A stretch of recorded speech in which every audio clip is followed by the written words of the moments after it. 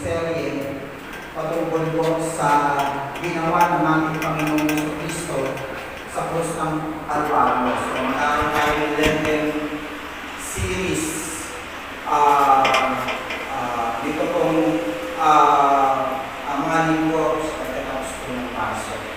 So, yung the death, the burial, and the resurrection of Christ. Mabukas po kayo sa text natin sa Matthew chapter 27, verse 45 hanggang 56.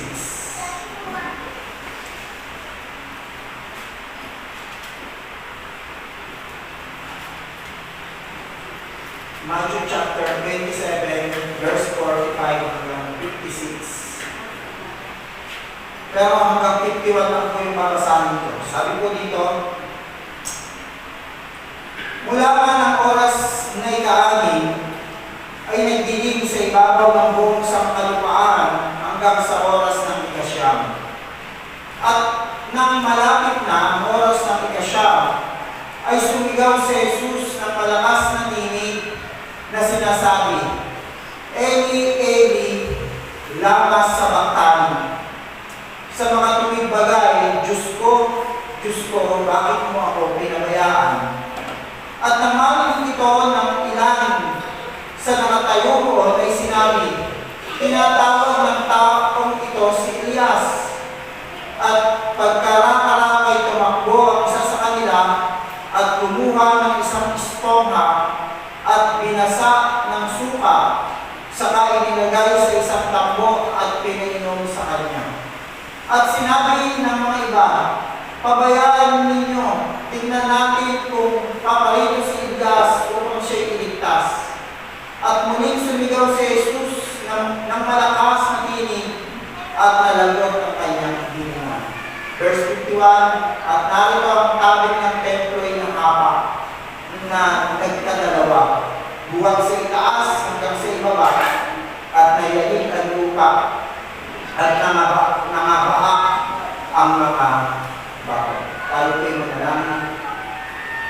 Panginoon, basbasan niyo po yung mga salita po ninyo na aming po pag-aaralan. Ito po ay patungkol sa kamatayan po ng inyong anak na si Kristo na aming tagapagligtas na aming Panginoon. Patuloy niyo po kaming patnubayan. Bigyan ng malinaw na pangunawa sa mga mensahe po ng inyong mga salita. Gabayan niyo din po ang inyong lingkod. Bigyan ng sapat na karunungan na maintindihan at may paliwanag ang mga salita po ninyo ng may clarity, Panginoon, at necessity, Panginoon, sa mga taong narito. I-bless niyo po ang time namin sa pag-aaral ng inyong mga salita at kayo ang mag-is namin, kayo ang Diyos, Panginoon, ang patuloy na masamalanan sa pamamagitan ng aming pong pag-aaral. Ito po ang aking panalangin, dinawal po lahat ng ito sa inyo sa pangalan ng ating Panginoon Jesus. Amen. Tinawagan na po natin yung ating pag-aaral tungkol sa death ng ating Panginoon sa Kristo na pamagat bakit kailangan mamatay ni Kristo para sa atin. So yun po yung pamagat natin, bakit kailangan mamatay ni Kristo para sa atin.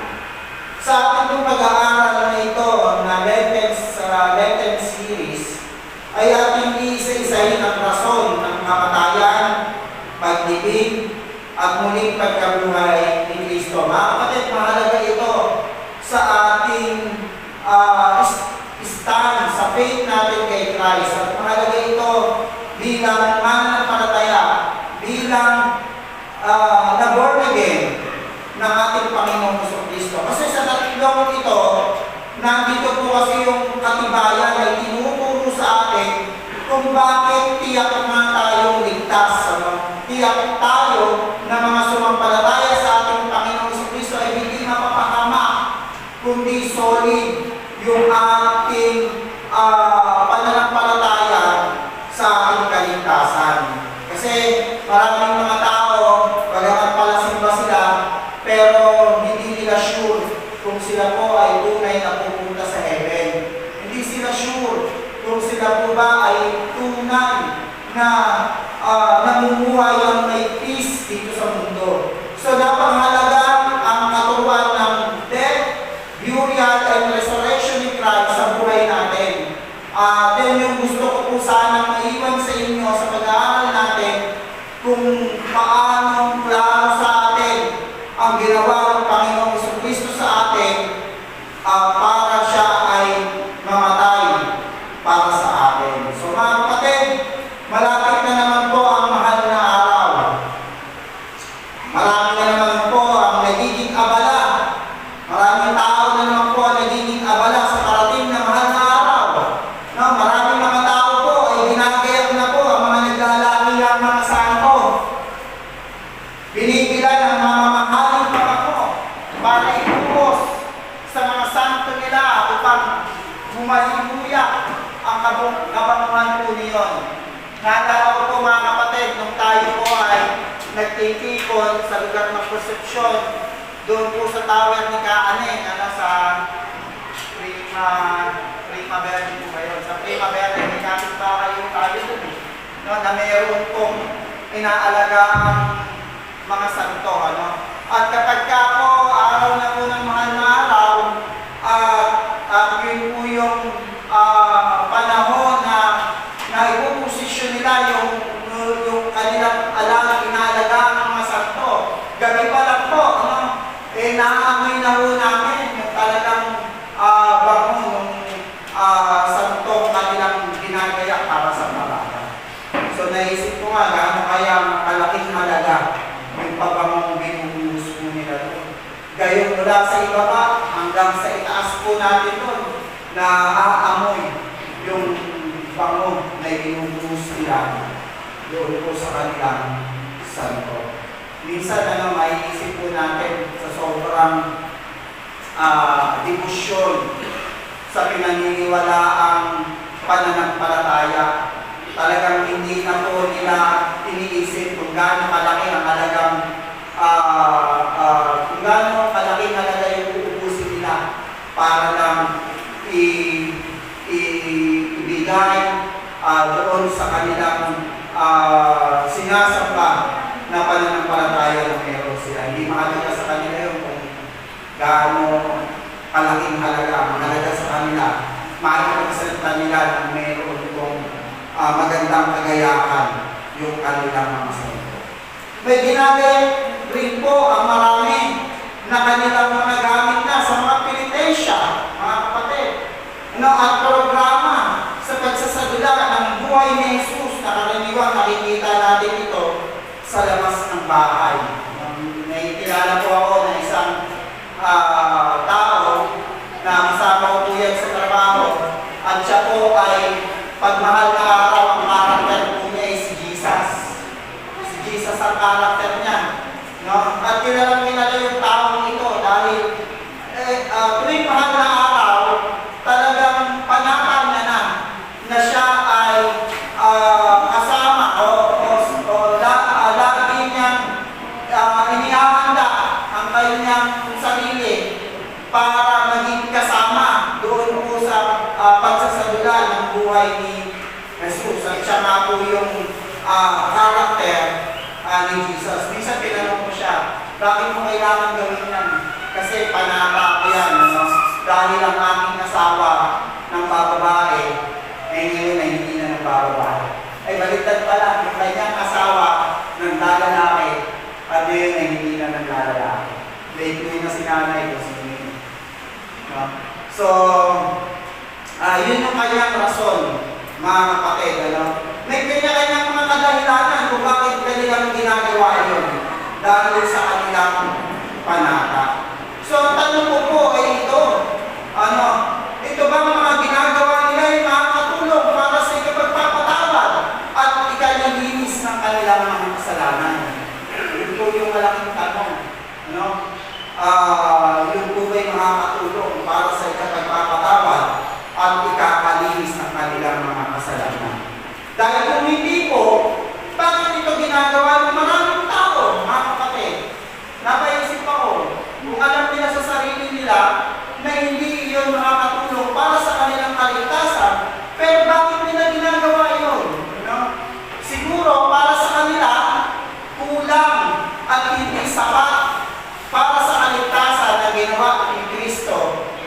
ng mamatay sa krus ng Kalbaryo. Kaya kailangan dagdagan. Kaya kailangan mag-effort. Ang tao. Mga kapatid, hindi po gano'n ang tinuturo ng salita ng salita ng Diyos. Wala po tayo kailangan idagdag. Wala tayo kailangan i-effort para sa ginawa ng ating Panginoong Jesucristo para iligtas tayo. Sapat yung ginawa ni Kristo nang siya'y mamatay sa krus para sa kaligtasan mo, kaligtasan ko, at kaligtasan natin lahat. Hindi mo kailangan saktan ng sarili mo at pakabilad ka sa init ng karsada para ipakita mo sa lahat na nagsisisi ka sa iyong mga kasalanan. Sapat ang lumapit ka kay Kristo, mag-repent ka, kilalanin mo kanyang ginawa para sa iyo, dahil ikaw ay makasalanan. Sapat yun para patawarin at dinisin tayo sa ating mga kasalanan. Bakit kailangan mamatay ni Kristo para sa atin? Nakita po natin sa talatang binasa natin ang naranasang paghihirap ni Kristo bago siya palagutan ng hininga. Naranasan niya muna ang sakripisyo, ang pahirapan, ang tuksuhin, ang malitin ng kanyang pagkatao. Naranasan niya yung hindi siya igalang, bagamat siya nagpakita ng mga magagandang example para siya po ay para po siya ay dalangin ng tao. At ang pinakamasakit naranasan ni Kristo na siya na nagbigay ng magandang loob sa marami, nakaranas pa sa mga tao ng pagmumura. Basahin niyo po yung verse 38 hanggang 44 sa Matthew chapter 27. Sabi dito, nang magkagayoy, ipinakong kasama niya ang dalawang tulisan, isa sa kanan at isa sa kaliwa. 39, at siya'y nilibak ng nangagdaraan na iginalaw ang kanyang mga ulo at nagsabi, ikaw na igigiba mo ang templo at sa 3 araw ay iyong itatayo, iyong iligtas ang sarili mo. Kung ikaw ay anak ng Diyos, ay bumaba ka sa krus. 41, gayon din naman ang paglibak sa kanya ng mga pangulong saserdote, pati ng mga iskriba, ng matatanda, at nagsipagsabi, nagligtas siya sa mga iba, sa kanyang sarili ay hindi mapagligtas. Siya ang hari ng Israel. Bumaba siya ngayon sa krus at tayo ay magsisisampalataya sa kanya. Tingnan niyo po yung pag-uyang kay Kristo sa kanyang sa pagiging sa pagko-question ng pagiging king ng ating Panginoong Jesucristo. Dahil ang Matthew, ang pinakating niya ay ang Kingdom of God. So ibig sabihin, sa Kingdom of God ay may king, walang iba kundi ang ating Panginoong Jesucristo. Pagpapasahin mo ang Matthew, ang buong pinapakita niya na paksa ay ang paghahari ni Kristo. Kaya napansin ninyo, dito sa talatang ito, binigyan po ng highlight ang pagiging hari ng ating Panginoong Jesucristo sa Israel. At ginamit yun para tuyain siya. Para tuyain siya. Tuksuhin. At ang sabi sa 43, nanalig siya sa Diyos. Iligtas niya siya ngayon kung siya'y iniibig. Sapagkat sinabi niya, ako'y anak ng Diyos. Gano'n kasakit yun kay Jesus Christ. Sa palagay niyo po ba, nasa flesh si Jesus Christ, nasa katawang pantao, at lahat ng mga naririnig niyang mga pagtutukso, mga panghuhusga sa kanya, sa palagay po ba natin hindi siya nasasaktan doon, mga kapatid? Ito pa, sabi ng verse 44, minumura din naman siya ng mga tulisang kasama niya ng apapako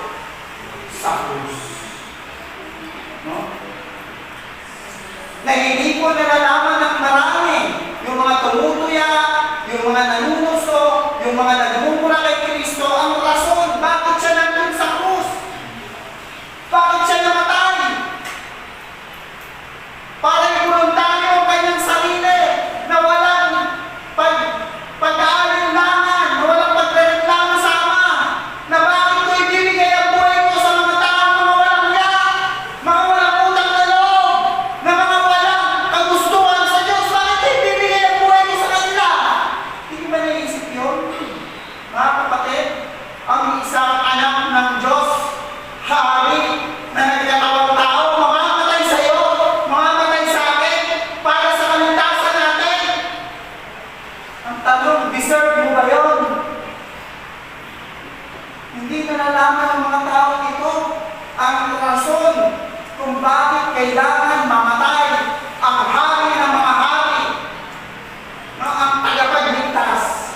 Ito ay para sa kaligtasan, hindi lahat ng tao, para sa kaligtasan ng mga naniniwala kay Kristo. Yan ang purpose kung bakit si Kristo ay nagkatawang tao.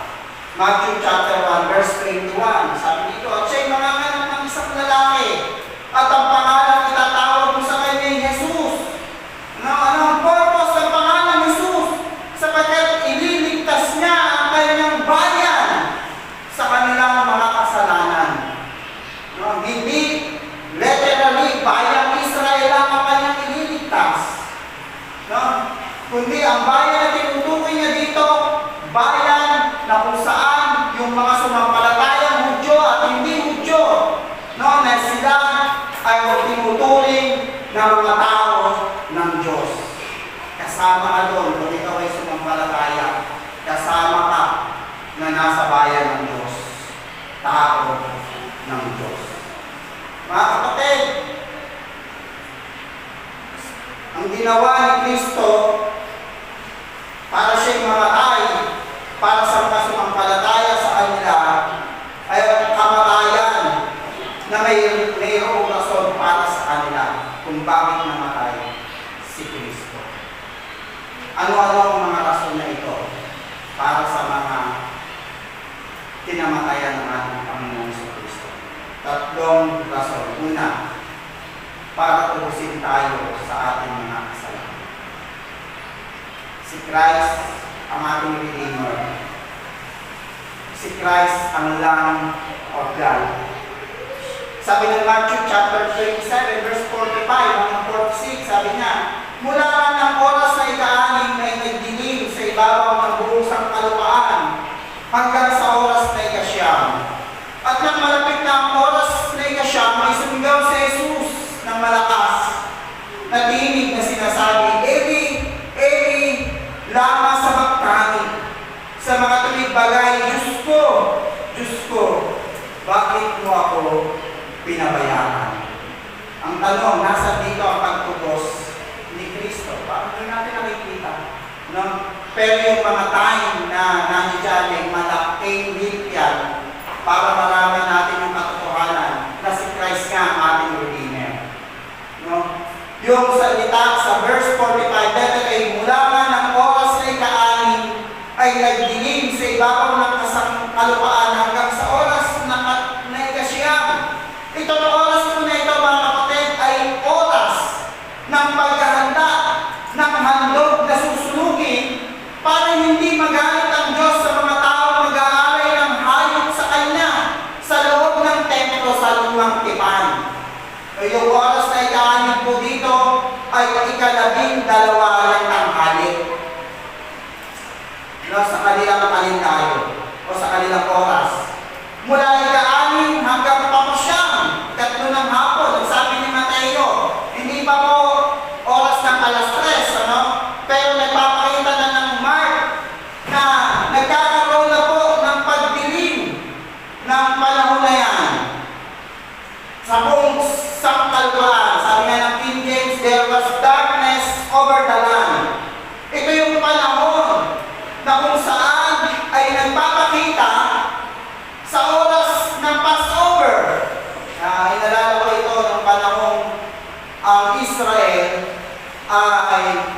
ay dinalaw ng flag para patayin ang mga panganay during that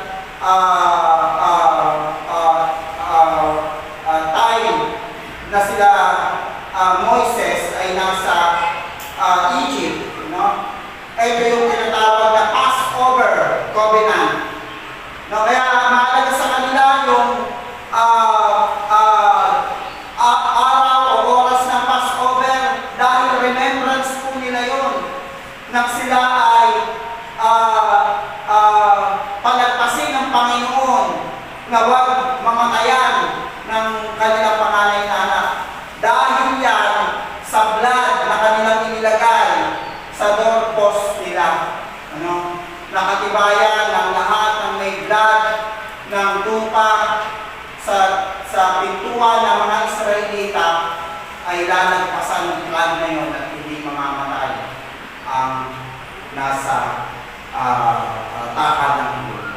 So, yan ang covenant ng Passover sa Old Testament. Kaya lagi nila pong ginagawa yan every year. Dapat ginagawa nila yan para alalahanin ang ginawang pagtubos ng Diyos sa mga Israelita sa time ni Moises doon sa Egypt. Pero, mga kapatid, nung time na ito, si Kristo ay mamamatay sa mga oras na yon. So, pinapakita sa atin ang salita ng Diyos sa time ng darkness. Si Christ, nung naghihingalo, ay nakikipaglaban para sa ikatutubos ng mga naniniwala sa Kanya. Kaya nang dumating yung time ng kanyang death, sa verse 46, sabi, at nang malapit na ang oras ng ikasyam, sumigaw si Jesus ng malakas na tinig. Ano sabi ni Jesus?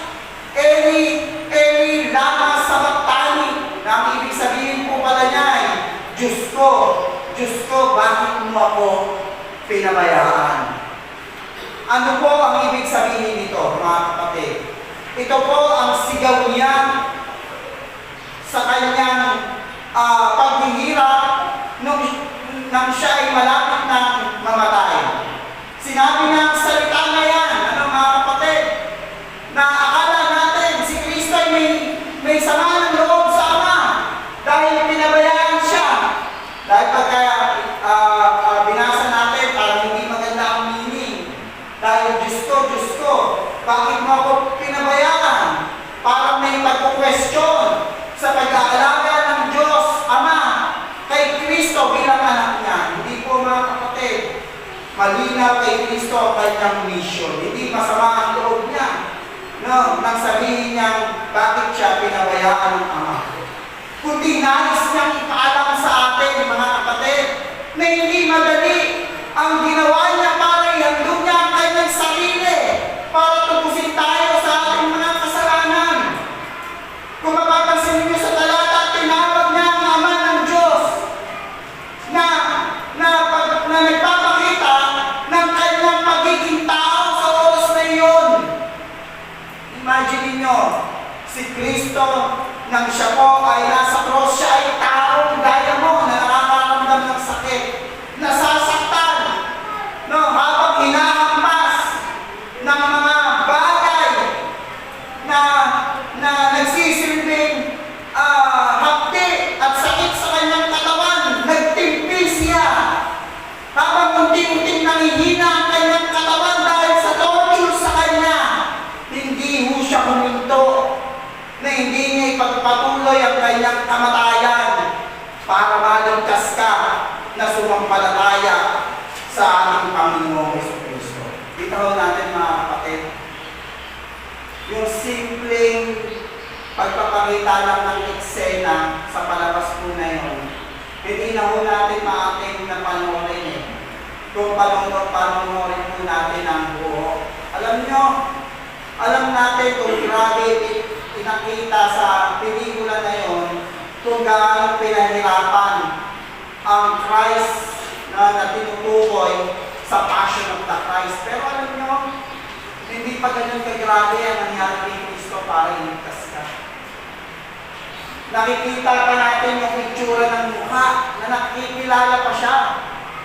Nakikita pa natin na buo pa yung katawan niya sa mga ganos at sugat na naranasan niya sa hampas at galit ng mga Romano. Pero sa Bible, ano ang paglalarawan kay Jesus? No? Nang siya'y pinapahirapan. Ano yung sabi ng binasa natin sa Isaiah chapter 53? Tingnan lang po natin yung Isaiah chapter 53.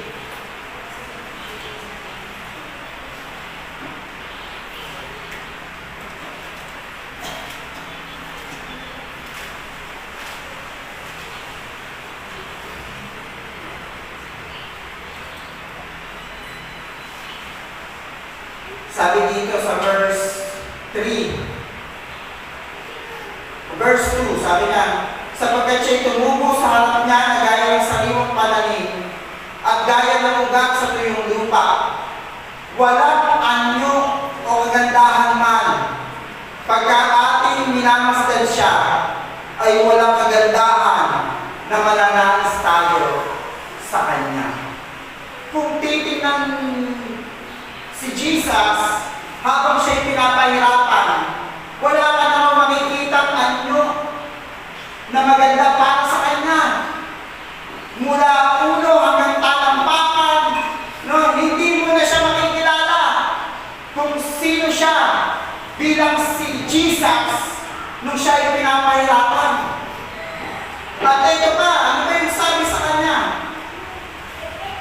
7, siya'y nabighati. Gayon man nang siya'y dinalamhati, ay hindi nagbuka ng kanyang bibig, gaya ng kordero na dinadala sa patayan, at gaya ng tupang nasa harap ng mga mamugupit. Sa kanya ay pipe, gayon man hindi niya binuka ang kanyang bibig. Bakit si Kristo, habang pinahihirapan, habang sinasaktan, habang tinutuya, habang nararanasan niya ang hapti, ang sakit ng bawat mga sugat na dala ng mga pagpalo sa Kanya, hindi man lang siya umimin. Alam niyo, ang sabi po ng Bible, no, at ng mga komentary, magsabi ng si Jesus sa kanyang mga angels, no, na patayin ang lahat ng mga nanakit sa akin. No, isang pitik lang, kayang patayin ng mga angel ang lahat ng mga taong nanakit sa ating Panginoon sa Kristo. Pero bakit hindi niya ginawa yun? Dahil sa amin. Mga kapatid, ginawa niya yun dahil sa akin. Para patunayan niya na siya talaga yung great Redeemer natin. Kaya nakakalungkot, maraming mga Kristiyano hindi yata naiintindihan ng suffering ng Christ natin. Ang daming mga Kristiyano ang nagre-reklamo, kaya hindi sila makagalaw sa mga gawain dahil sa sobrang busy o pagod sa pagtatrabaho sa kanilang pag-i-school. Pero ang malungkot, ang mga Christian na ito na nag-profess ng kanilang pananampalataya, na nagmamatwila na busy sila sa work, busy sila sa trabaho, gayon nakukuha pa, no, na gumagala at nakikipag-date, gayong alam nila na may gawain sa Panginoon. Ngayon, mga kapatid, nakapagreklamo pa kaya tayo? Kung nakita natin si Christ sa kanyang ginawa sa atin, nakapagsabi pa kaya tayo na tayo, kahit walang pera, no, walang anumang bagay na meron sa buhay na ito, ay hindi na magpapatuloy sa paglilingkod sa Panginoon. No, dahil wala tayo ng mga bagay na meron tayo sa sanlibutan ito. Tingnan mo yung ginawa ni Kristo sa iyo. Tingnan mo. Hindi kayang bayaran ng pera mo ang ginawa ni Kristo para sa kaligtasan mo. Makakapagreklamo pa kaya tayo kung isang araw nagulat ang ating mga matay nasa impyerno na tayo dahil sa kawalan mo ng pananampalataya kay Kristo ay mapapakama. masasabi mo kaya kay Kristo, Lord, bigyan mo pa ako ng second chance. Namatay si Kristo para sa iyo, mga kapatid. Para hindi ka nakatulad ng Diyos. Kung ikaw ay sasampalataya bilang Panginoon at tagapagligtas mo, yung wala kang reservasyon, kundi magtitiwala ka ng buo kay Kristo. Madalas, kaya hindi mo maisabunit at maisurrender ang buhay mo kasi iniisip mo. May maraming mawawala sa iyo, mawawalan ka ng kaibigan, mawawalan ka ng mahal sa buhay, mawawalan ka ng mga kaganahan sa mga gusto mo sa sanlibutan ito. Okay lang, mawala sa iyo ang lahat. No? Huwag ka lang mapahamak ang dating ng panahon. Okay lang mawala sa iyo ang lahat. No? Huwag lang ang iyong paniniwala sa ating Panginoon sa Kristo. Yan ang unang rason kung bakit namatay si Kristo para sa atin, para tubusin tayo sa ating mga kasalanan. Siya ang Redeemer natin, siya ang Savior natin, siya ang ating Hari. Pangalawang rason, hindi lang para tubusin tayo, kundi para tapusin ni Christ ang mga ritual. Alam niyo yan ang problema sa Old Covenant, sa Old Testament, sa ceremonial law. Dahil sa ritual na kanilang pinagmamalaki sa kanilang temple. Tingnan niyo po sa Matthew chapter 27, verse 47. Sabi dito, at nang marinig ito ng ilan na nakatayo roon ay sinabi, tinatawag ng tao nito si Elias. At pagkarakay tumakbo sa kanila at kumuha ng isang espongha at binasa ng suka. Saka iniligay sa isang tambo at pinilog sa kanya. At sinabi ng mga iba, pabayaan ninyo, tingnan natin kung paririto si Elias upang siya'y iligtas. At muling sumigaw si Jesus ng malakas na tinig at nalagot ang kanyang tinignan. Mga kapatid, habang si Jesus ay umiyak sa Ama, sa mga tao na nag-aakalang si Elias ang kanyang tinatawag dahil sa salitang Eli, lama sa baktaan. Hindi nila naiintindihan yun. Kasi yan ay Latin na salita ng ating Panginoong Jesucristo.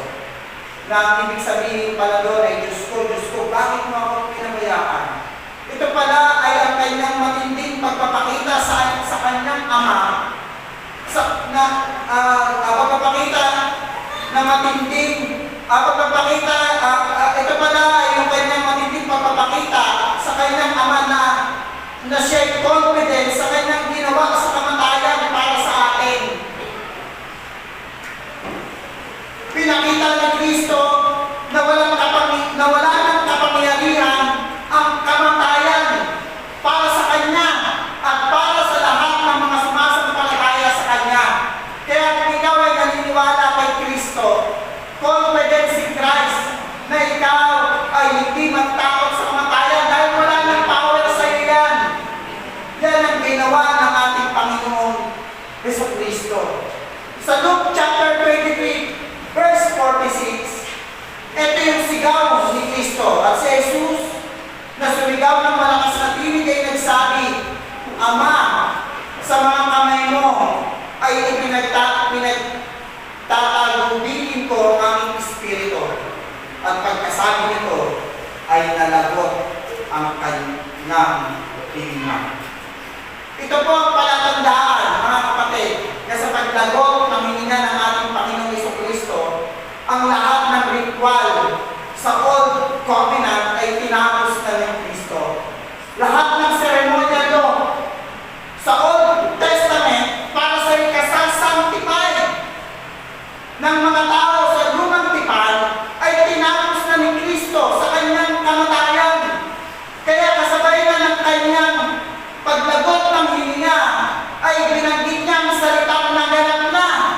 So John chapter 19 verse 30, ano yung sabi? Nang matanggap na ni Jesus ang suka, ay sinabi niya, naganap na, at iniyukayok ang kanyang ulo at nalagot ang kanyang hininga.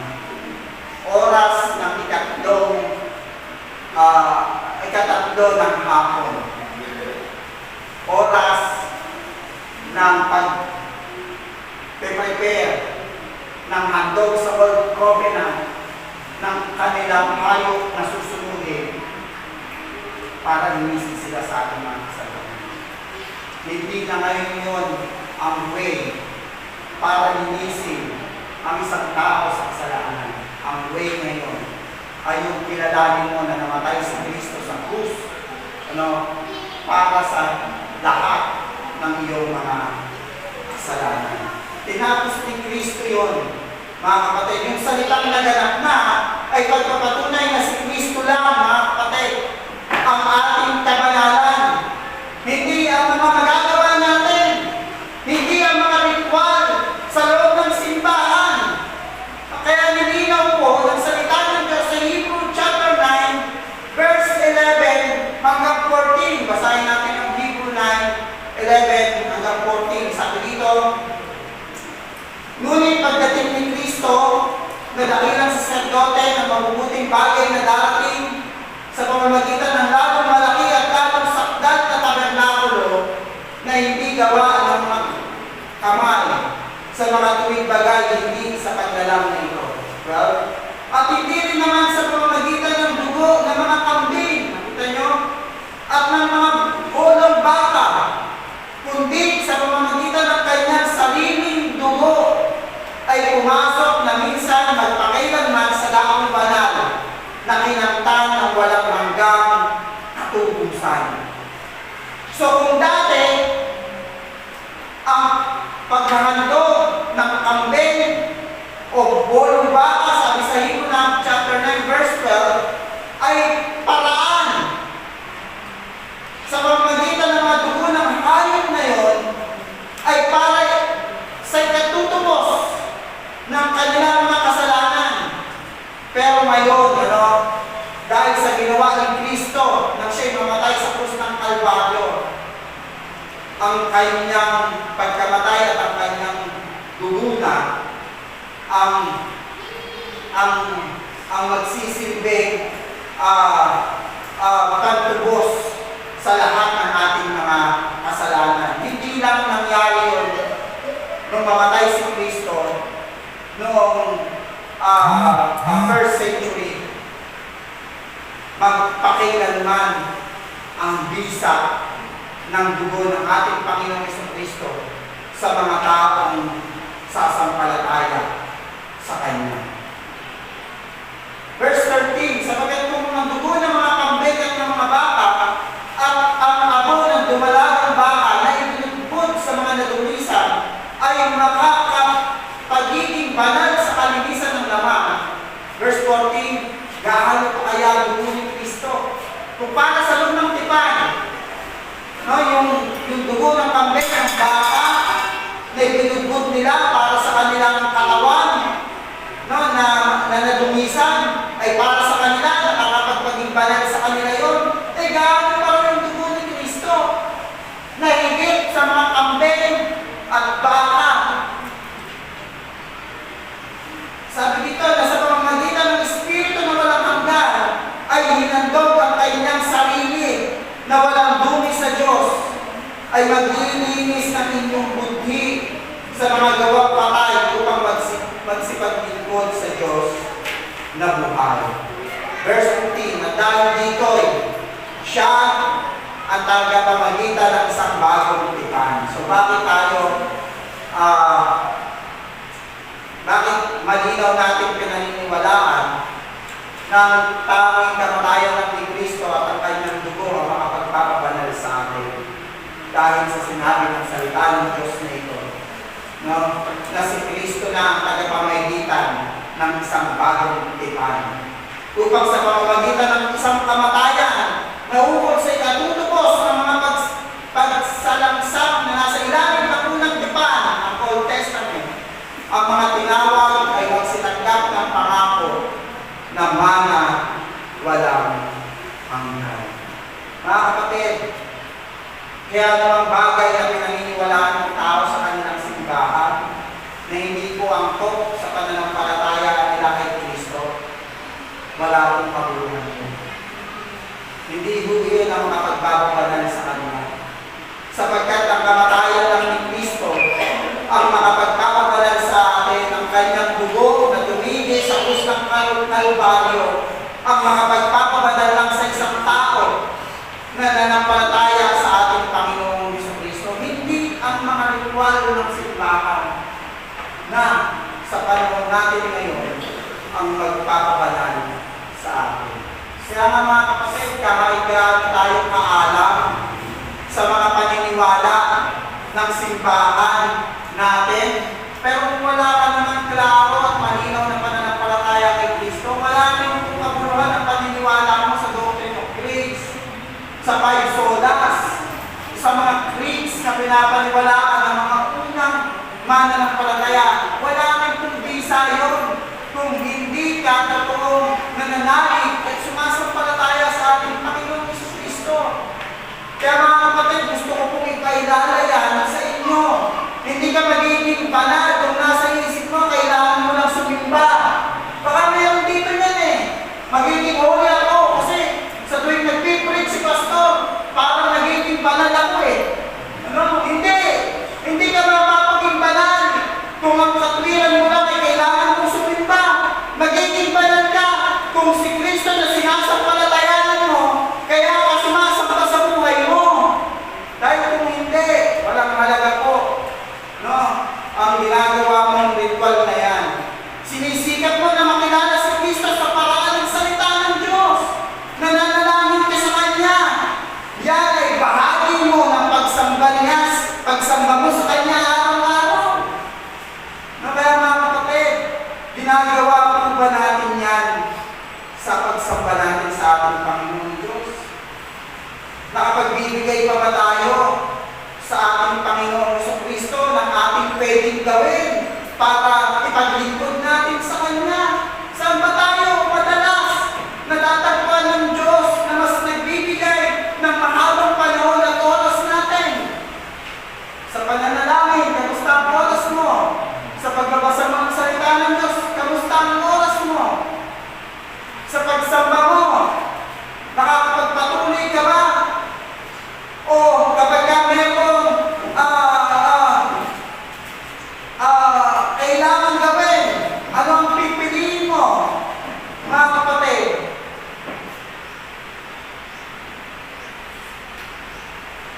isipin natin yan. Walang ibang makapagpapabanal sa atin kundi ang ating Panginoon Jesucristo. Kasi sinabi niya, it is finished. No? Wala nang kabuluhan ng ritual ng simbahan. No? Sapagkat tinapos ko na yun. No?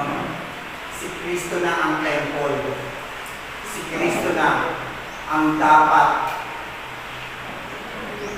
na sinasamba ng lahat ng mga mananampalataya. Pangatlong rason, bakit namatay ang ating Panginoon sa Kristo? Hindi lang para tubusin tayo, hindi lang para tapusin ang ritual, kundi para tuparin ang mga pangako sa mga naniniwala. Verse 51, sabi dito, at narito ang tabing ng templo'y nahapak na nagkadalawa, buwat sa itaas hanggang sa ibaba, at nayanig ang lupa at nangabaak ang mga bato. After ni Kristo sabihin ang salitang naganap namin, nangyari. Kaya nasabi natin tapos na ang ritual. Yung tabing ng templo'y nahati sa dalawa. No? Buwat sa itaas hanggang sa ibaba. No, yan po yung sabi. Na ang tabing ng templo ay hindi, mga kapatid, hindi mahahati yan ng tao sa sobrang kapal ng pagkakatahin yun. At hindi basta mananangin lang ang tumahi, kundi pumili.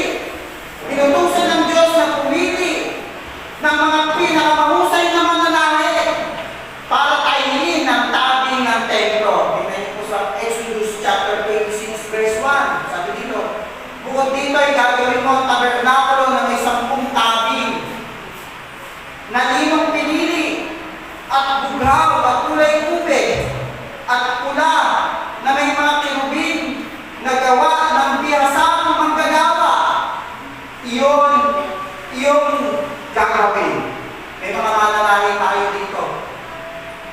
ko po kung kanilang nababasa ito at iisipin nila kung gaano makapal ang kailangan po nilang tahiin doon po sa tabing ng templo. At sa ngayon sa source na nakuha ko, ito ay may sukat na 40 cubits, may tahi na 72 threads, tapos may 24 na tahi paroon sa threads. Sa ngayon sa source na nakuha ko, kapag nilalaban daw yung tabing na yon sa loob ng isang taon, ang maglalaba daw ay 300 pari. Isipin po ninyo kung gaano kalaki at kabigat ang tabing. Pero nung namatay si Kristo, nahati yun. Ano ang significance nun sa kamatayan ng Kristo? Mga kapatid, ang dakong kapanalbananan sa lumang tipan ay kinikilala na yun ay type ng heaven. Kaya nga walang pwedeng pumasok sa kapanalbananan kundi ang priest na holy. Kapag hindi siya holy, mamamatay siya. Kaya nga walang great priest na dapat kilalanin at hindi mamamatay magpakilanman, kundi ang priest na si Christ. Siya lang ang dakilang saserdote na talagang worthy, holy, na hindi gaya ng mga priest na mga sinauna na merong mga kapintasan. Ang taong kabanal-banalan na iyan, ay kinilala na tipo ito ng dami. At yung pagkahati ng tabing, mga kapatid, nung mamatay si Christ, ay nagsisignifies naman yan na ang daan ng langit ay open na para sa lahat ng mga sasampalataya kay Kristo. Na dahil ang dakilang pari natin na hati ng tabi ay walang iba kundi si Kristo, na siya yung forerunner natin o forerunner sa mga taong sasampalataya sa ating Panginoong Jesucristo. Kaya ang ating Panginoong Jesucristo, siya ang great priest natin. Pinag-aaralan yan sa five solas, yung person ni Christ sa kanyang word. Kaya sana ma-appreciate natin yung doctrine nito.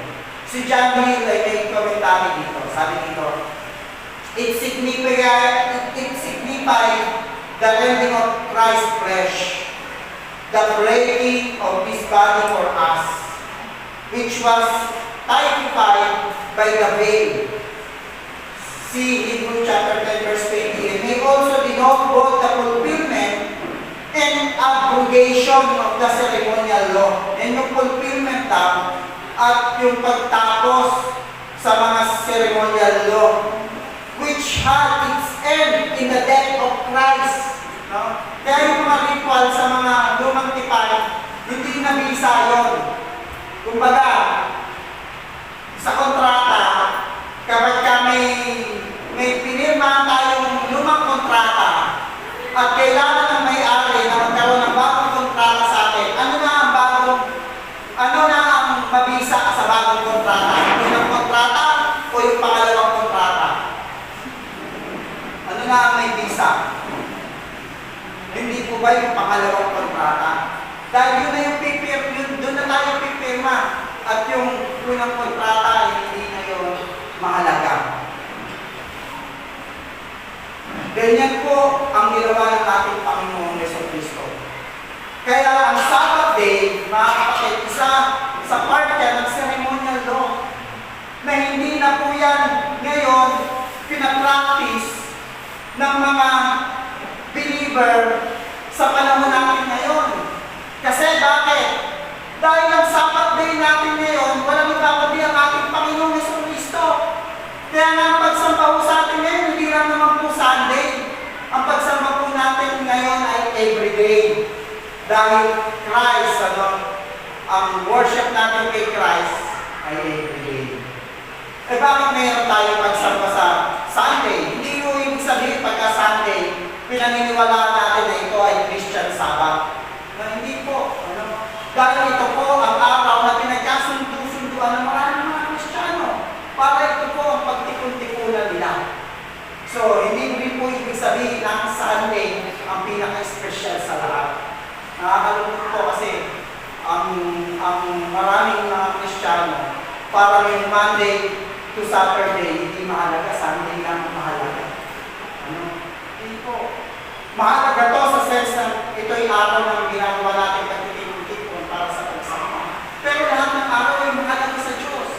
Lahat ng araw ay mahalaga kay Kristo. Kaya ang mga prayer meeting natin, mahalaga yan sa ating Panginoon. Kaya mga kapatid, maliwanag sa ating pagtuturo tungkol sa kamatayan ni Kristo. Tinupad niya ang kanyang mga pangako sa mga taong sumampalataya sa Kanya.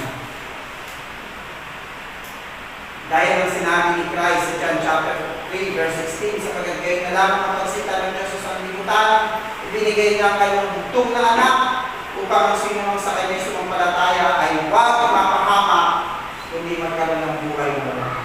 Kaya mga kapatid, I encourage you, totoong kaligtasan na inyong sinampalatayanan kay Kristo. Mararanasan mo mismo ang promise ng Panginoon na eternal life. Dahil mismo ang Diyos ang nangako, tutuparin niya ng Diyos sa iyo. Sa aking pagtatapos na kapatid, lahat ng ating pinag-aralan tungkol sa kamatayan ni Kristo, lahat po ng yan ay nasa history. Hindi po yan kwento barbero o kotsero. Alam niyo yan, medyo yan sa Middle East, yung katotohanan tungkol sa kamatayan ni Kristo. Totoo po na may namatay sa ating anak ng Diyos. Nagkatawang tao, matuwid at walang kasalanan. At akmadang yan kay Kristo bilang siya ay ating tagapagligtas. Manunubos sa ating mga kasalanan. Na hindi niya pinagdamot ang buhay niya para sa iyo. Nang opo, para sa iyo, para sa akin, para sa ating lahat. Ang tanong, ano ang dapat mong maging response ng marinig mo ito? Una, gusto ko sana maging response mo, surrender your heart to God. Kung ikaw ay isang unbeliever, pinapaya ko sa iyo, talikuran mo ang iyong mga kasalanan at sumampalataya ka kay Kristo. Huwag ka nang mag-isip kung ano pa yung kailangan mong idagdag para sa iyong kaligtasan. Gracious ang ating Panginoong Jesucristo. Worthy yung kanyang sakripisyo sa cross. Hindi mo kailangan magdagdag. Ang kailangan mo, confidence ka sa ginawa ni Kristo sa cross at sinasampalatayaan mo yun. Mga kapatid, instead na magdagdag ka, mag-repent ka, i-embrace mo yung gift ng Panginoon na pinagkakaloob niya sa iyo, yun ay walang iba kundi yung salvation mo. Mga kapatid, at kung ikaw naman ay believer, ito naman ang payo ko sa iyo, magpatuloy kang magtiwala sa Diyos. Mga kapatid, ikaw ang kanyang siya yung substitute mo sa iyo. Kung ikaw ay naglalaro sa kasalanan, mga kapatid, ilito mo yan. Pati puso mo sa buhay mo, na ikaw ay maging free. Sa mga kasalanan ito, dahil may nagkurso sa iyo na namatay para sa iyong sarili. Pinili ka sa malaking halaga. Tandaan mo. Sana maalala mo. At second, mga kapatid, hindi lang yung surrender mo yung part mo kay God, kundi yung pangalawa, ipoklama mo sa iyong sarili yung pag-asa ng Ebanghelyo. Kasi yung gospel lang ang greatest news sa lahat ng mga sa lahat ng bansa. Ang gospel lang ang mabuting balita sa buong mundo. Pansinin niyo, mga kapatid, maraming mga tao hindi alam ang kamatayan ni Kristo. Hindi nila alam, pero good news po yun. Sa kabila ng pagiging masama mo, may namatay para ikaw ay maging matuwid. Hindi ba good news yan? Marami hindi nila alam yan. Marami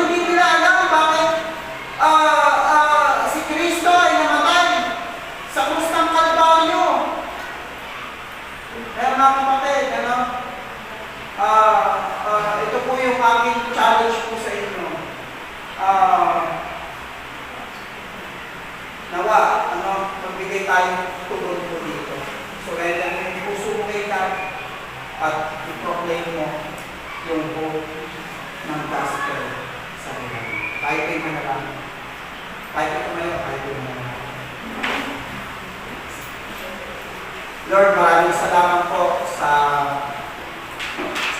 teaching ng iyong mga salita para i-remind kami sa dakilang ginawa niyo po para sa amin upang kami ay hindi mapakaman.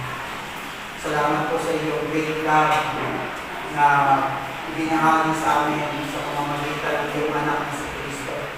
Salamat din po sa Kanya dahil sa kabila ng hindi namin deserve na napumatay siya para sa amin, pero hindi na pinagpili. Para kami, Panginoon, ang mga kasalanan ay hindi po ma-choose sa pamamagitan po ng faith namin kay Christ, Panginoon. Nawa po, God, sa mga tao wala pang totally surrender ng kanilang buhay sa inyo. Patuloy ka makipag-usap sa kanila sa pamamagitan ng gospel. Nawa po, Panginoon, patuloy sila magkaroon ng maliwanagan sa kanilang isip at sa kanilang puso. Na walang ibang daan para sa kalikasan, kundi ang tumilala sa ginawa ng Panginoon sa Kristo para sa kanila. Yun po yung aming pag-asa dahil alam namin na walang ibang makapagbibigay sa atin ng true security kundi ang Panginoon sa Kristo. Maraming salamat po sa inyong magbibigay sa amin na tayo. Tawagin ang tuloy po namin ng enjoy ang buhay namin habang kami ibibigay ng pangalaman. Maraming salamat po. Ingatan niyo kami sa aming patuloy at kayo po ang Diyos na mag-bless sa amin sa mga. Ito ang aming prayer in Jesus'